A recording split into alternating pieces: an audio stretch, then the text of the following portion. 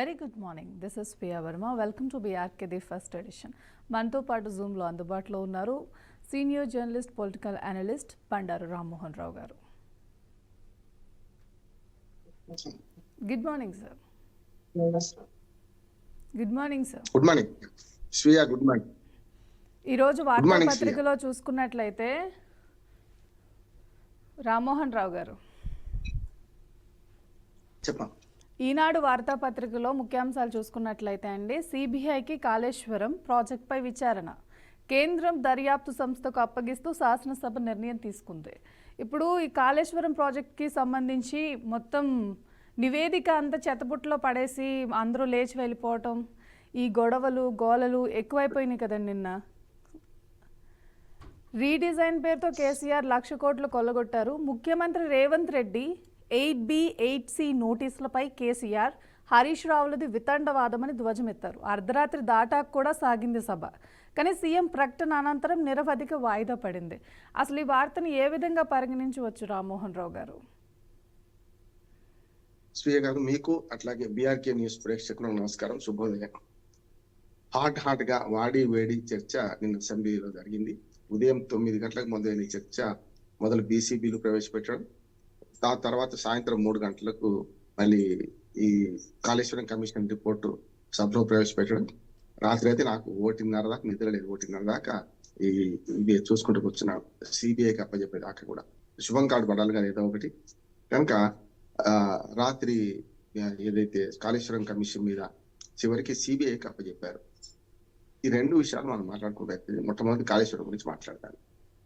నిన్న మధ్యాహ్నం 3 గంటలు అటు ఇటుగా ఖాళీ పెట్టి దాన్ని సాగునీటి వ్యవహారాల శాఖ మంత్రి ఉత్తమ్ కుమార్ రెడ్డి గారు నిన్న అసెంబ్లీ సాక్షిగా దీన్ని ప్రవేశపెట్టారు. ఇంత హడావిడిగా ప్రవేశపెట్టడానికి కారణం ఏమిటంటే, ఇవాళ హైకోర్టులో విచారణ జరగబోతుంది. ఏది ఈ కాళేశ్వరం రిపోర్టును ప్రవేశపెట్టొద్దు అని చెప్పి నిన్నగాక మొన్న శనివారం నాడు lunch motion petition KCR Harish Rao garu అప్పటి సాగునీటి మంత్రి వేశారు. దాని మీద లంచ్ మోషన్ పిటిషన్ వేస్తే నిన్న ఏం కాదు, కానీ ఇవాళ అయితే మాకు చర్చకు వచ్చే అవకాశం ఉంది. కనుక హైకోర్టులో ఒకవేళ చుక్కెదురై రేపొద్దున ఈ అసెంబ్లీలో ప్రవేశపెట్టొద్దని ఏమైనా మధ్యంతర ఉత్తర్వులు వస్తాయేమో అని చెప్పి నిన్ననే ప్రవేశపెట్టారు. చాలా ముందు జాగ్రత్త ప్రభుత్వం, ప్రతిపక్షం ఒకరినొకరు కార్నర్ చేసుకుంటూ పెద్ద ఎత్తున ఒక వ్యూహాత్మకంగా ముందుకెడుతున్నారు.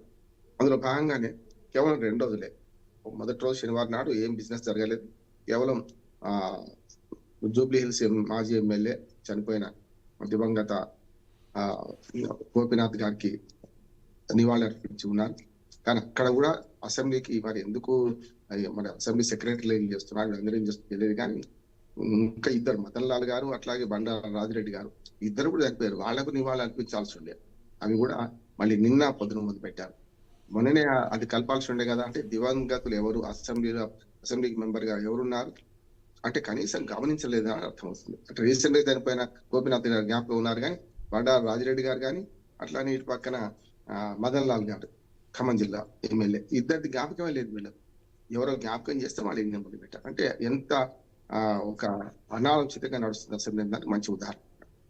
సరే, నిన్న కాళేశ్వరం రిపోర్ట్ ప్రవేశపెట్టే క్రమంలో ఉత్తమ్ కుమార్ రెడ్డి గారు మొత్తం వివరంగా చెప్పారు. చెప్పిన తర్వాత మొట్టమొదటి అవకాశం ప్రతిపక్షానికి, ప్రధాన ప్రతిపక్షమైన దానికి ఇచ్చారు. అరగంట సమయం మాత్రమే అన్నారు. మీరు గంట ప్రవేశపెట్టే అరగంట ఎట్లా అని చెప్పి అది జరిగింది. నిజంగా చెప్పాలంటే నిన్న హరీష్ రావు గారు తనదైన రీతిలో ఆనాడు ఏం జరిగింది అనే దాని మీద మొత్తం మీద ఒక్కడే, అంటే పద్మవ్యూహంలో ప్రవేశించిన అభిమన్యులాగా మొత్తం అంతా ఒక దాదాపు 26 మంది దానికి ఆయనకు ప్రసంగానికి ఆటంకం వ్యక్తం చేశారు. 26 మందికి సమాధానం ఇచ్చారు. మంత్రులు, ఎమ్మెల్యేలు, విప్పులు ప్రతి ఒక్కరు కూడా ముఖ్యమంత్రితో సహా వాళ్ళందరూ కూడా మధ్యన అడ్డంకి సృష్టించడం, మళ్ళీ దానికి సమాధానం చెప్పడం, ఇట్లా ఆరోపణలు ప్రత్యారోపణలు, దాని సమాధానాలు ఇట్లా 3 గంటల పైన 4 గంటల పైన జరిగింది. తర్వాత హరీష్ రావు గారు మళ్ళీ మైక్ ఇవ్వమంటే ఇవ్వకపోతే వాళ్ళందరూ కలిసి వాకౌట్ చేశారు, చెత్తబుట్టలో పడేశారు. అది తీసుకెళ్ళి ఈ నివేదిక బట్టిదే అని చెప్పి. అన్నిటికంటే నిన్న హైలైట్ అయిన ఏదైతే ఉందో ప్రసంగం, నేనైతే బాగా ఇంప్రెస్ అయింది చెప్తున్నాను. ఇద్దరిని దులిపడేసిన మన అక్బరుద్దీన్ ఓవైసీ గారి ప్రసంగం తప్పనిసరిగా వినాలి. నా ఉద్దేశం ఏంటంటే టీవీలో ప్రసారం కూడా చేయాలంటున్నాను. అంటే ఆయన ఎటు పక్షపాత రహితంగా ఎటు పోకుండా అసలు కాళేశ్వరం కమిషన్ రిపోర్ట్ ఏంటి, ఆ రిపోర్ట్ లో ఏం తెచ్చారు, కొండను దవ్వి ఎలకనైనా పట్టారు కనీసం. ఇది ఎందుకు ఈ రిపోర్టు, అసలు ఏమేమి చేశారు, కమిషన్ ఆఫ్ ఎంక్వైరీ అయితే టర్మ్స్ ఆఫ్ ఎంక్వైరీ అవుతున్నాయి అవి ఉన్నాయా లేవా, అవి ఉంటే దాన్ని మించి ఎందుకు పోయింది, దానికన్నా తగ్గించుకుని ఎందుకు. చివరికి ఏం చెప్పారు ఈ రిపోర్టు, కొండను దవ్వి ఎలకను కూడా పట్టలేదని చెప్పి చాలా వివరంగా. నిజంగా చెప్పానంటే ప్రతిపక్షాల విమర్శలు మొట్టమొదటి టిఆర్ఎస్, తర్వాత బీజేపీ, ఈ ఇద్దరు విమర్శలకు పెద్దగా రేవంత్ రెడ్డి గారు పెద్దగా లొంగలేదు. వరకున చెప్పాలంటే ధీరైన సమాధానం ఇచ్చారు. కానీ అక్బరుద్దీన్ గారి ప్రశ్నలకు, అంటే మూడో ప్రతిపక్షం భార్య కదా, అసెంబ్లీలో మొట్టమొదటి 37 మంది సభ్యులతో టిఆర్ఎస్, 8 మంది సభ్యులతో బీఆర్ఎస్ బీజేపీ ఉంది, 7 సభ్యులతో ఎంఐఎం, మూడో అవకాశం వాళ్ళకి ఇచ్చారు. ఆయన తీసుకుంది కేవలం అరగంట 30 గంటలే, కానీ సూటిగా ప్రశ్నలు ఇస్తూ ఒక రకంగా చెప్పాలంటే రేవంత్ రెడ్డి గారిని ఇబ్బంది పెట్టారు. ఇబ్బంది పెట్టడమే కాదు, ఎక్కడో లాబీలో కూర్చున్న ఆయనను సభకు రప్పించారు కూడా. అంటే ఈయన విమర్శలు చేసుకుంటూ పోతే ఒక్కరు కూడా పిన్ ఆఫ్ సైలెన్స్, ఒక్కరు కూడా ఆయనకు వ్యతిరేకంగా మాట్లాడలేదు, అన్ని వినుకుంటూ కూర్చున్నారు. అప్పుడు స్వయంగా ముఖ్యమంత్రి గారే లాబీ నుంచి రూమ్ లో నుంచి బయటకు వచ్చి సమాధానం చెప్పాల్సి వచ్చింది. దానిలో కూడా వ్యక్తిగతంగా మీరు నాకు ఫ్రెండే అనుకుంటూ, అక్బరుద్దీన్ జీ అనుకుంటూ ఆయన వేసిన ప్రశ్నలకు ఒక్కదానికి కూడా సరిగ్గా సమాధానం ఇవ్వలేకపోయిండు. కానీ వ్యక్తిగతంగా మీరు నా ఫ్రెండ్ అని, మమ్మల్ని ఇట్లా ఇబ్బంది పెట్టకండి అని చెప్పి బతిమలాడుకున్నంత పని చేసిండు పౌరకం చెప్పండి. ఆ తర్వాత విచిత్రం ఏంటంటే బీఆర్ఎస్ వాకౌట్ చేసి అందరు సభ్యులు బయటకు వెళ్ళిపోయారు. బీజేపీ కూడా వాకౌట్ చేసింది. బీజేపీ వాకౌట్ చేయాల్సిన అవసరం లేదు. అంటే ఏమైందంటే తెల్లారదాకా మేల్కొని ఉండేంత ఓపికలు వాళ్ళకి లేవు. ఖచ్చితంగా నా ఉద్దేశం ఏంటంటే ప్రతిపక్షాలు ఏవైతే ఏటైనా జవాబు ఇచ్చినాయో మళ్ళీ ప్రభుత్వం నిన్న సిబిఐకి అప్పచెప్పదాకా కూడా మరి రాత్రి 1 గంట దాకా ఉండాల్సి ఉన్నట్టు వీళ్ళు ఉండకుండా వెళ్ళిపోయారు. అట్లా బీజేపీ వాళ్ళు కూడా వెళ్ళిపోయారు. విచిత్రమైన బీజేపీ 7 వెళ్ళిపోతే 8లో ఒక్క హరీష్ బాబు ఒకడు మాత్రం మిగిలిపోయాడు. ఎందుకున్నాడు మనకి ఇప్పటికి అర్థం కదా. మరి బీజేపీ విధానమా ఏదో తెలియదు. కానీ చివరికి అంటే ఆ తర్వాత ఎంఐఎం, తర్వాత సిపిఐ మాట్లాడింది, సిపిఐ సాంబశివరావు గారు మాట్లాడి మిత్రపక్షం కనుక ఆయన అన్నిటికి కూడా రాజు కంటే రాజభక్తి, స్వామి కంటే స్వామి భక్తి ఎక్కువ చూపించుడు, పూర్తిగా ప్రభుత్వానికి మద్దతుగా ఏం చేస్తే బాగుంటుందని చెప్పిండు. రైట్. తర్వాత చివరిగా అంటే ప్రతిపక్షాల్లో అంతకుముందే అవకాశం ఇస్తే 8 మంది సభ్యులకు 2కి అవకాశం ఇచ్చారు. పాల్వాయి హరీష్ బాబు గారు ఆయన కూడా చాలా వాస్తవాలు వెల్లడించాడు. ఎందుకంటే ఆదిలాబాద్ జిల్లాకు సంబంధించిన సిర్పూర్ కాన్స్టిట్యూన్సీ అనేది కనుక ఏం జరిగింది, ఆనాడు తమ్మిడిహట్టి దగ్గర కడితే మాకు ఏం లాభం జరిగేది, 11,000 కోట్ల రూపాయలు ఖర్చు పెట్టి ఆదిలాబాద్కి ఏం చేశారు, మడిహెట్టి దగ్గర కట్టరా ఇప్పటికైనా అని ఆయన కూడా సూటి ప్రశ్నలు వేశారు. కానీ పాజిటివ్ గా స్పందించారు. అంటే ప్రభుత్వానికి ఆ వేసే ప్రశ్నలు అక్బరుద్దీన్ ఓవైసీ లాగా కాకుండా కేవలం అంటే పిట్టను పోరా అన్నట్టు మాట్లాడిండు. దానికి ముఖ్యమంత్రి కేసీఆర్ మన రేవంత్ రెడ్డి గారు కూడా బాగా స్పందించి అంటే ఆయన మాట్లాడించారు. 1/2 గంట పైన 20 నిమిషాల పైన మాట్లాడింది. ఎందుకంటే ప్రభుత్వానికి అనుకూలంగా మాట్లాడుతున్నారు, ప్రభుత్వంలో ఉన్నట్టే మాట్లాడారని చెప్పి ఆయనకు అవకాశం ఇచ్చారు. మొత్తం చివరికి 2 గంటలకు అనుకుంటా, తెల్లారి గట్ల 2 దాకా సభ జరిగింది. చివరికి సుదీర్ఘ ప్రసంగం అనంతరం సిబిఐకి ఈ కేసును అప్పచెప్తున్నామని అన్నారు. సిబిఐ రావాలంటే ఖచ్చితంగా రాష్ట్ర ప్రభుత్వం అనుమతి కావాలి. అది రాష్ట్ర ప్రభుత్వం అనుమతి ఇస్తుంది అనే దాని మీద అసెంబ్లీ సాక్షిగా నిన్న చివరికి జరిగింది ఏంటంటే కొసమెరుపు ఏమిటంటే సిబిఐకి అప్పచెప్తున్నారు. అంటే ఈ బాల్ ఎక్కడికి పోయింది, కాళేశ్వరం రిపోర్ట్ లో, బీసీ ఘోష్ కమిషన్ రిపోర్ట్ లో ఎక్కడ కూడా ఫలానా వాడి మీద చర్యలు తీసుకోమని లేదు. ఎక్కడ కూడా ఉన్న చర్యలు కూడా కేవలం వీక పొరపాటు జరిగినాయి అన్నారు. కానీ ఫలానా దీనికి మొత్తం బాధ్యులు వీరే అన్నట్టు లేదనే మాటను అక్బరుద్దీన్ గారు పూర్తిగా చెప్పారు. అసలు కాంట్రాక్టర్ల మీద ఎందుకు చర్యలు లేవు, పెద్ద పెద్ద కాంట్రాక్టర్లు ఎందుకు విడిచిపెట్టారనే దాని మీద కూడా చాలా వివరంగా మాట్లాడారు. అది ఇంకో రకంగా మనం మాట్లాడుకోవచ్చు దాని మొత్తం కాదు. కానీ నిన్న సిబిఐకి అప్పచెప్పడం కోసం సిబిఐ రంగంలోకి దిగితే మళ్ళీ సమన్లు చేస్తుంది, నేరాన్ని విచారించే పద్ధతి జరుగుతుంది. అంటే కమిషన్ ఎప్పుడు కూడా చర్యలకు ఆదేశించదు కనుక కమిషన్ రిపోర్ట్ను తప్పవట్లేం. కానీ ఆ కమిషన్ రిపోర్ట్ మీద అదొక్కటే కాకుండా విజిలెన్స్ రిపోర్ట్ వచ్చింది, అధికారుల మీద చర్య తీసుకోమని, మన ఎన్డిఎస్ఏ రిపోర్ట్ వచ్చింది, ప్రాజెక్ట్ ని ఎట్లా బాగా చేయాలని చెప్పి ఇవన్నీ కలిపి ఇవాళ సిబిఐకి అప్పచెప్పే ప్రయత్నం చేస్తున్నారు. చూద్దాం ఏం జరుగుతుందో. కానీ ఇప్పుడైతే కీలకతం దుకాణం బంద్. ఇక్కడ రాష్ట్ర ప్రభుత్వం చేసేది ఏం లేదు మనకు అర్థమైంది. కేంద్ర ప్రభుత్వం కోర్టులో పాల్పడ్డది. సిబిఐ రంగంలో దిగుతుందా, సిబిఐ మరి కేంద్ర ప్రభుత్వం అనుమతి పంపుతుందా, పంపిన తర్వాత ఏం జరుగుతుంది, మళ్ళీ వాళ్ళు ఒక 1 year 2 years ఇది ప్రొలాంగ్ చేస్తారా. ఇప్పటికే సిబిఐ అయితే ఇప్పటికి ఏ కేసులో రాలేదు. ఈడీ వచ్చింది. మన రాష్ట్రంలో జరుగుతున్న అనేక అంశాల మీద, ఉదాహరణకు ఫోన్ ట్యాపింగ్ మీద, అట్లానే అంతకంటే ముఖ్యంగా కార్ రేస్ దాని మీద సిబిఐ ఆల్రెడీ వచ్చేసింది.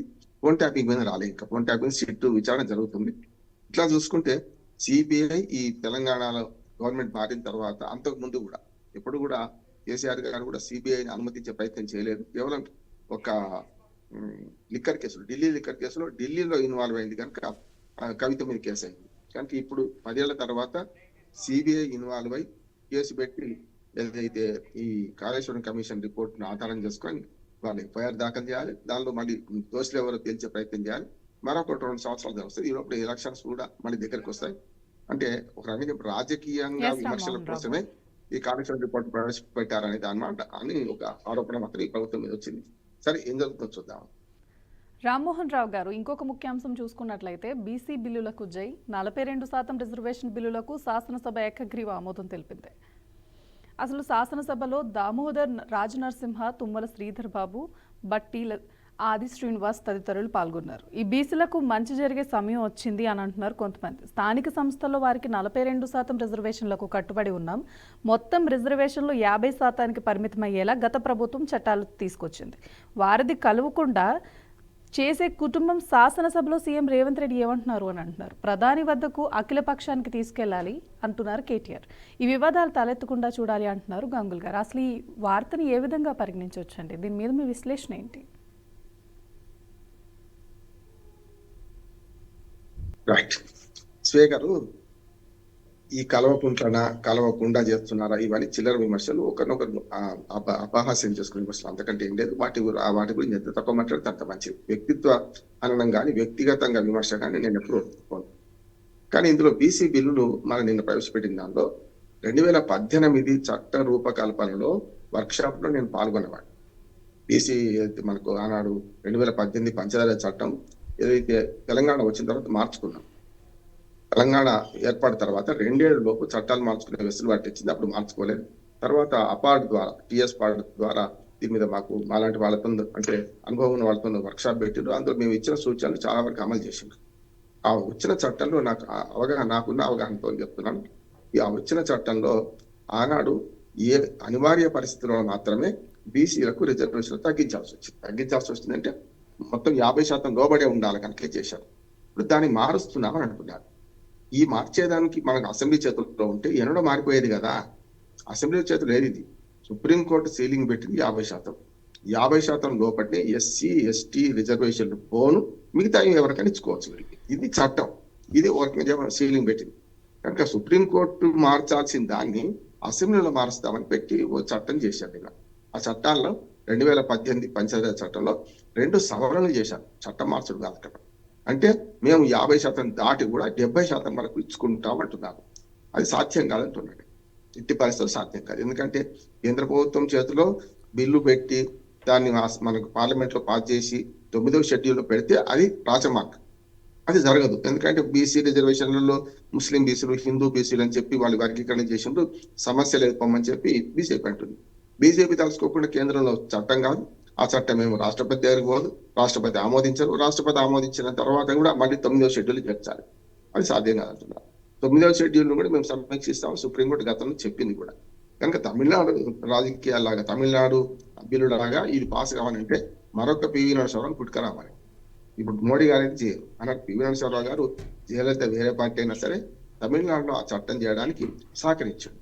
కానీ ఇక్కడ ఇప్పుడు కాంగ్రెస్ ప్రభుత్వం ఉన్నది. బీసీ బిల్లులో చాలా లోపాలు ఉన్నాయి అంటున్నారు వాళ్ళు. కానీ మేము చెయ్యపోమని బీజేపీ బహిరంగంగా చెప్తుంటే సాధ్యం కాదు. ఆర్డినెన్స్ అంతకంటే సాధ్యం కాదు. అంటే సభ సమావేశాలు లేనప్పుడు ఆర్డినెన్స్ జారీ చేయొచ్చు.